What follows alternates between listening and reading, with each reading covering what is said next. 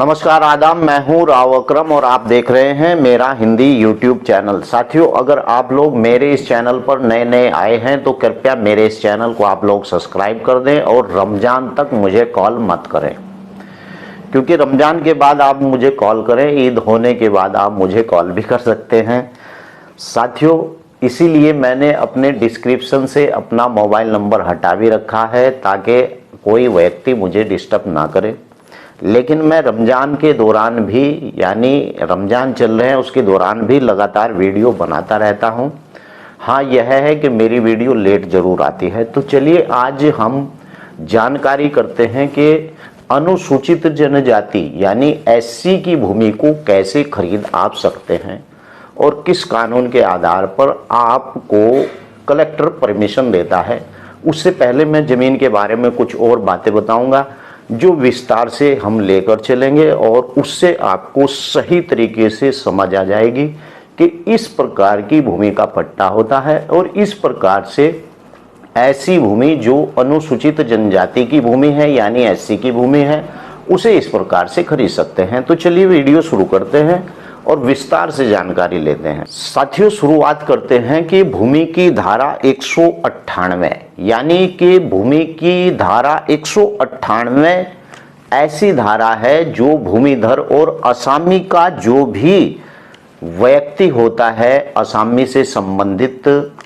उस व्यक्ति के अधिकारों को समाप्त हो जाने के बाद वह भूमि यानी ग्राम पंचायत को चली जाती है। मान लीजिए किसी व्यक्ति को पट्टा हुआ और पट्टा होने के बाद उस व्यक्ति की भूमि का समय पूरा निकल गया, यानी जितने समय के लिए उसे भूमि का पट्टा दिया था उसका वह पूरा समय निकल चुका है। तो ऐसी भूमि धारा 198 के आधार पर, यानी जिसके अंदर से उस व्यक्ति का, उस भूमि की ऊपर से उस व्यक्ति का दायित्व समाप्त हो जाता है, तो उस व्यक्ति को बिल्कुल यह चाहिए कि वह व्यक्ति ऐसी भूमि से अपना कब्जा हटा ले, चाहे वह भूमिधर या फिर आसामी का पट्टेदार ही क्यों ना हो। साथियों, अगर धारा 198 के आधार पर, यानी कि अगर किसी व्यक्ति को भूमि का पट्टा हुआ था और उसका समय पूरा हो जाता है, तो कहने का मतलब यही है कि उस व्यक्ति को उस भूमि को छोड़ देना चाहिए। और भूमि की धारा 194 इस बात को बताती है कि जो भूमि ऐसे व्यक्तियों से छूटकर आई है, यानी कि जब किसी भूमिधर असामी का स्वामित्व समाप्त हो जाता है तो उस भूमि पर ग्राम पंचायत का कब्जा हो जाता है। यानी कि अगर आज किसी व्यक्ति के पास भूमि का पट्टा है, उसका समय समाप्त हो जाता है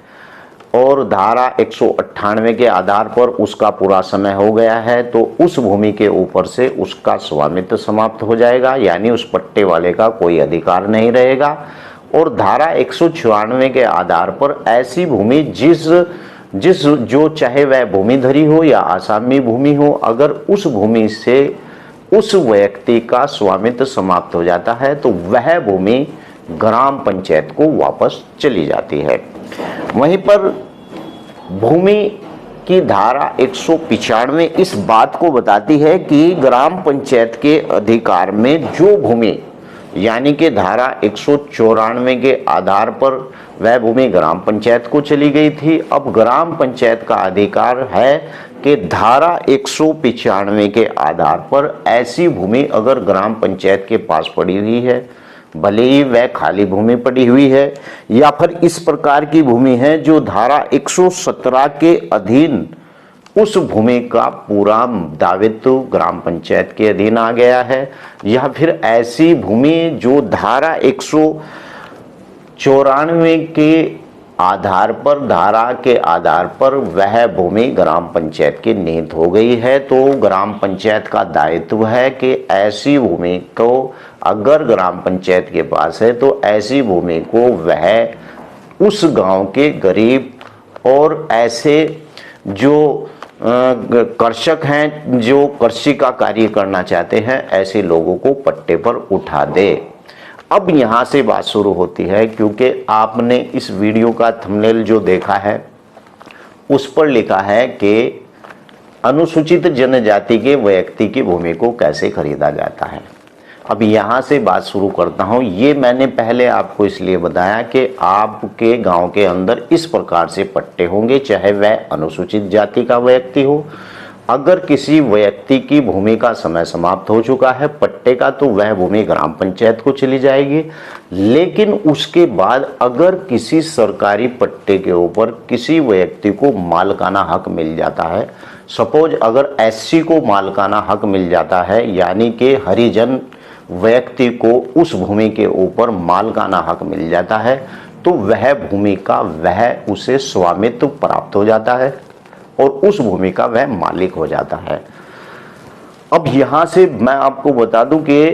अनुसूचित जनजाति के व्यक्तियों के ऊपर जमीन बेचने पर क्यों प्रतिबंध है। सरकार चाहती है कि एससी हरिजन समाज के व्यक्तियों के ऊपर इस प्रकार के प्रतिबंध के द्वारा यह व्यक्ति अपनी भूमि को नहीं बेच सकते, क्योंकि सरकार चाहती है कि इनकी आर्थिक दशा को सुधारा जाए। लेकिन इनकी आर्थिक दशा पिछले 70 साल से आज तक भी नहीं सुधरी है, और मुझे लगता है कि सुधर भी अगर गई तो यह जिस भूमि पर इन्हें मालिकाना हक प्राप्त हो जाता है तो उस भूमि को यह बेच देते हैं, और बेच नहीं देते हैं तो बेचने की फिराक में लग जाते हैं। लेकिन सरकार चाहती है कि इस प्रकार से ऐसे व्यक्तियों के ऊपर जो अनुसूचित जनजाति के व्यक्ति हैं उन पर प्रतिबंध लगाया जाए ताकि वह अपनी भूमि को ना बेच सके। बात ये आती है कि आपको किसी हरिजन की भूमि को लेना है तो क्या करें।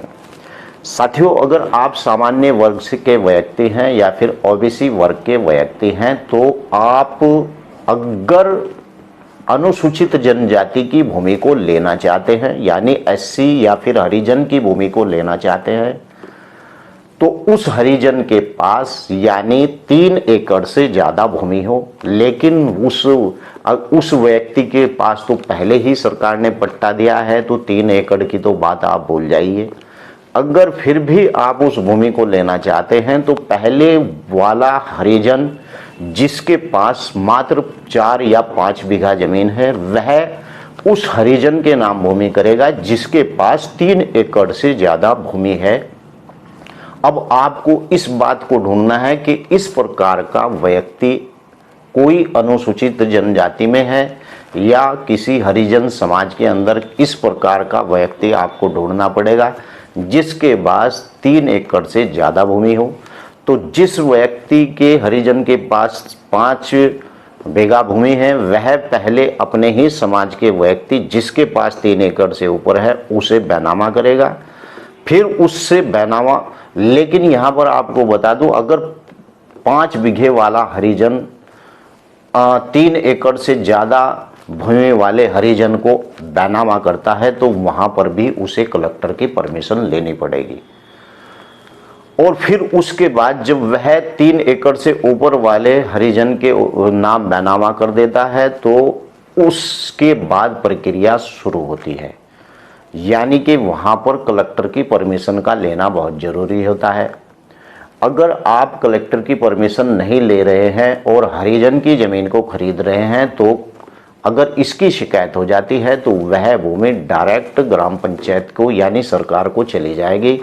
आपका लगाया हुआ स्टाम्प, आपकी लगाया हुआ पैसा सब डूब जाएगा। इसीलिए अगर आपको उस हरिजन की भूमि को खरीदना है तो आपको कलेक्टर की परमिशन का लेना बहुत जरूरी है। और कलेक्टर कब परमिशन देता है? अगर कोई व्यक्ति किसी गंभीर बीमारी से ग्रस्त है या फिर वह भूमि इसलिए बेचना चाहता है कि वह सर्व समाज के काम में लाई जाएगी, यानी रास्ते में छोड़ने के लिए अगर वह बेचना चाहता है तो बेच देगा, या फिर वह हरिजन उस भूमि को तब बेचेगा या फिर वह उस गांव से चला गया हो और उसकी भूमि हो और उस व्यक्ति के पास कोई संतान ना हो, या फिर वह गंभीर रोग से ग्रस्त हो यानी बीमारी से ढेर परेशान हो और ऐसी बीमारी हो कि जिससे वह काश्तकारी नहीं कर पाता हो, तो उस दिशा में जाकर कलेक्टर ऐसे हरिजन को यानी ऐसे SC ST के व्यक्ति को भूमि बेचने की इजाज़त देता है। लेकिन कहना बहुत आसान है, लेकिन अनुसूचित जनजाति की भूमि को लेना ऐसा है जैसे एक मरे हुए सांप को अपने गले में डालना होता है। साथियों, सालों लग जाता है, कई कई साल लग जाते हैं किसी SC की भूमि को लेने में, और समय की बात है, अगर काम जल्दी हो जाता है तो उस आधार पर, लेकिन फिर भी 6 महीने का तो प्रोसीजर आप मानकर चले अगर आप अनुसूचित जनजाति के व्यक्ति की भूमि को ले रहे हैं। और ये कानून पूरे भारत के अंदर है,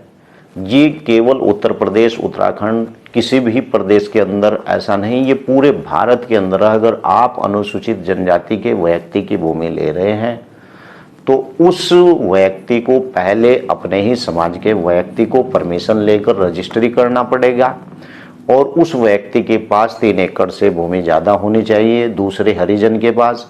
और फिर जाकर वह परमिशन लेकर या तो सामान्य वर्ग के व्यक्ति को उस भूमि की रजिस्ट्री कर सकता है, या फिर OBC वर्ग के व्यक्ति को इस प्रकार की भूमि की रजिस्ट्री कर सकता है। अगर इस वीडियो से आपका कोई सवाल है, क्योंकि वीडियो के अंदर हर एक बात नहीं बताई जा सकती सारी, तो आप डिस्क्रिप्शन में मेरा नंबर भी है, अभी तो मैं फ़िलहाल हटा रखा है, लेकिन वीडियो के नीचे आप अपने सवाल मुझे कर सकते हैं, कमेंट कर सकते हैं, मैं उनके जवाब भी दूंगा और आपको विस्तार से बतलाऊंगा भी। इस प्रकार की जो भूमि होती है उसका केवल इसी तरीके का यानी प्रोसीजर होता है, यानी ज़मीन खरीदने का, और विस्तार से मैं आपको वैसे भी बता दूंगा। तो चलिए अगली वीडियो में फिर हाजिर होते हैं। जय हिंद, जय भारत।